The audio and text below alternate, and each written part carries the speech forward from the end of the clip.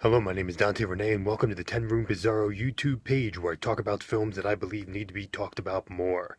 Like tonight's film, 1967's Lucky the Inscrutable. And this is by Jess Franco. Lucky the Inscrutable, 1967 by Mr. Jess Franco. Look at this cover artwork here. And this is actually put out by Pitax, it is a PAL release, and it does have English and Dutch. This is the back of the DVD. And this DVD very recently came out, 2016. You can get it on Amazon or diabolicdvd.com. And so it's pretty easy to get right now. And as far as I know, this is the only way to see Lucky the Inscrutable by Mr. Jess Franco. So if I've been wanting to see this film, if you've been wanting to see this film, this looks like the only way to see, unless there were some other releases in the past, but I was not aware of them. 1967's Lucky the Inscrutable by Mr. Jess Franco. Here we go. So this is the late 60s here, and this is late 60s Jess Franco. This is a beautiful, colorful spy adventure comedy, crazy, off the wall, artistic, energetic, nuts, shoot 'em up, violent, twists and turns, outrageous and weird. This is Lucky the Inscrutable. Well, first and foremost, I gotta tell you, my gosh, does this movie have energy? Does this movie have style?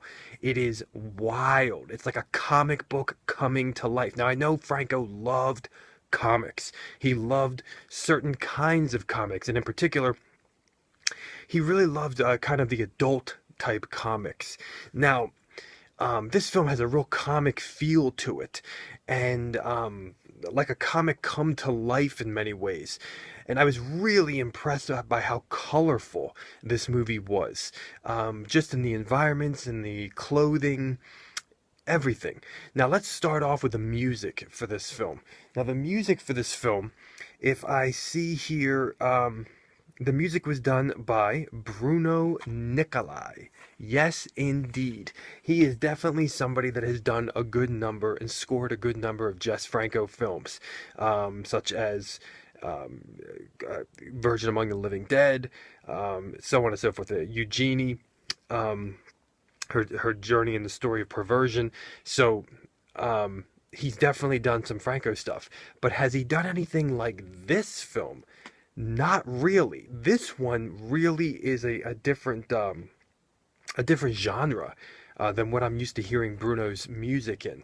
The music in this film is wall to wall. It's everywhere. It's diverse, and it fits the film very well. It fits the pacing of the film. It fits the story of the film. It fits the wildness of the movie. The music has a lot of that scat male and female vocal, jazzy, wild, late 60s rock type vibe to it. We have, my gosh, we have so many different varieties of just jazzy, groovy, funky type music throughout, but like late 60s funky, late 60s rock, jazzy.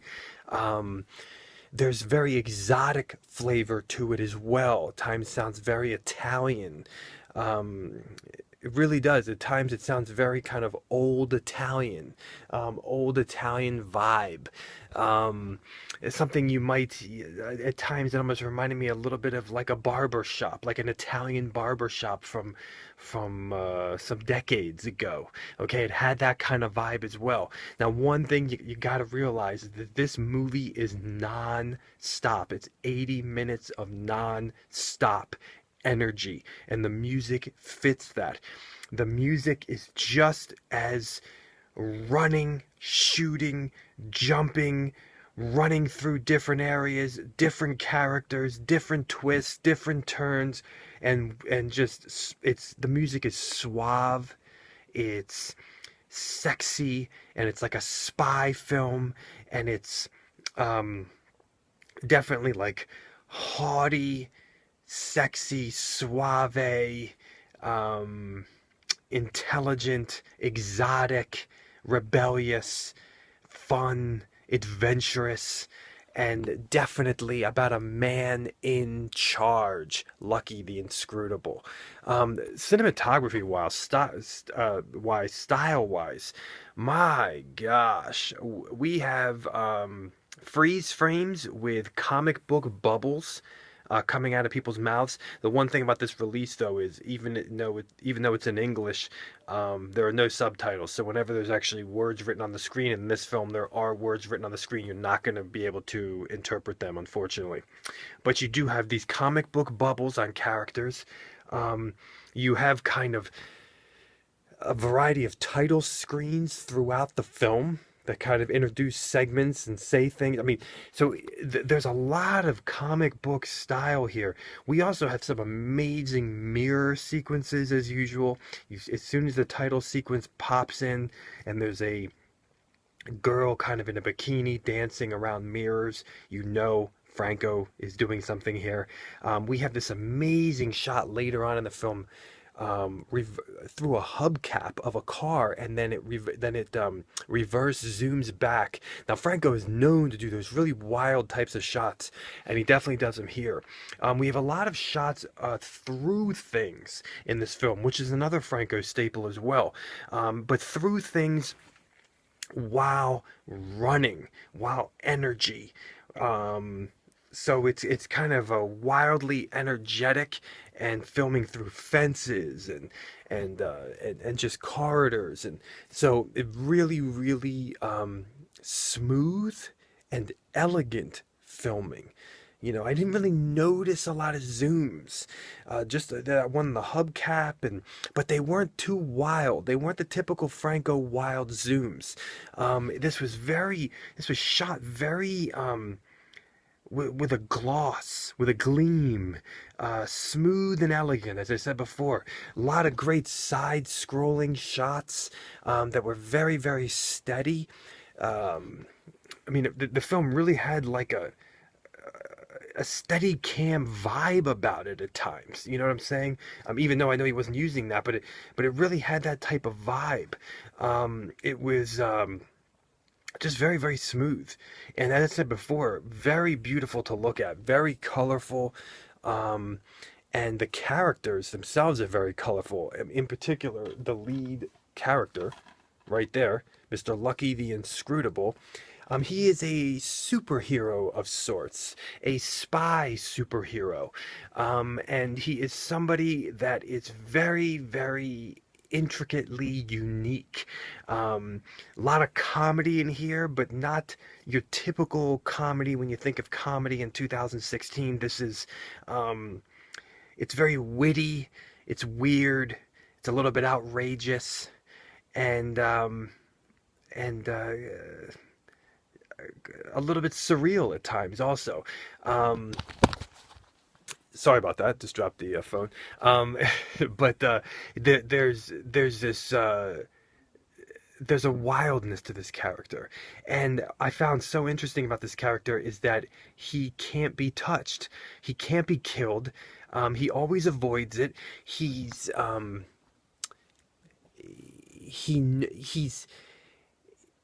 he's very secure, he's very courageous and bold and funny, and he has this element about him that just nothing can go wrong. And but from gunshots to people attacking, punching, and he gets involved in costumes. In the beginning of the movie, has like a costume ball, which is wild. There's a little bit of blood in the film, lots of people getting shot though.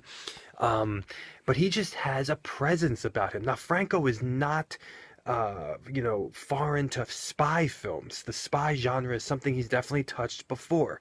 But in this particular, like The Devil Came from Akasawa with Soledad Miranda, but this particular film is a real late 60s colorful comic book comedy and high energy, weird spy film. And the guy who's playing Lucky is leading this film because I could see the ladies really finding him attractive. He's very suave. There's a lot of funny sequences with he and his partner in the film hitting on women in bars. Just a lot of really funny stuff like that. But he isn't scared, and he pushes through, and he's quite weird at the same time. And he can do anything. He can fly planes. He knows how to. He knows trains. He knows all different types of transportation. It's just very, very interesting stuff here. In terms of the sexuality, there is no nudity in this Franco film, but there is sexuality from him bedding women, and there's sex that happens behind the scenes, though, and kind of a club. There is a nightclub here, a club with a woman dancing in like a bikini type of vibe with glitter, kind of glossy, shiny on it, on her top and her bottom. But the sexuality is not explicit in this film at all. It's not direct at all. No nudity at all. And I didn't even hear any cursing really, and just gun shoot 'em up type violence. Now, there is also a Franco staple in this particular film of an ending that will just dumbfound you. And this guy, Lucky, is on a mission. He's on a mission, and the way that he gets there is just funny and weird, and how he communicates with the enemy is funny and weird. I could see some people making some comparisons to the Austin Powers series, but this is completely different than that. I mean, this is the real deal, and this character is much more Franco, much more suave. Also, look out for Franco in this film. I know he's definitely in here once, but I believe he's in here twice. And there are weird notes being passed, and weird assignments, and weird dialogue, and just... It's funny. I was smiling. I was laughing a lot. And this movie doesn't let up. It's non-stop. Something is going on. There's nothing slow in here. This is a fast movie, and it's very energetic.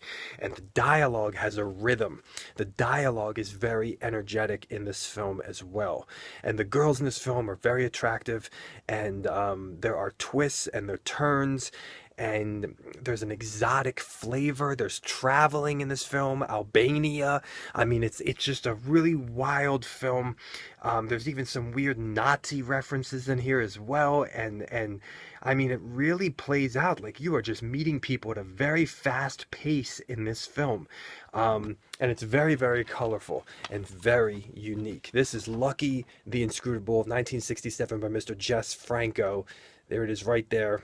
Definitely a ladies' man, opening up with that costume ball, which is just, it's just, you're getting yourself into something here. And he is just such a great actor, and he's witty. He's very comically witty and weird, comically weird. Thank you so much for watching the 10 Room Bazaar YouTube page, where I talk about films that I believe need to be talked about more, like 1967's Lucky the Inscrutable by Mr. Jess Franco. Thank you so much, and good night.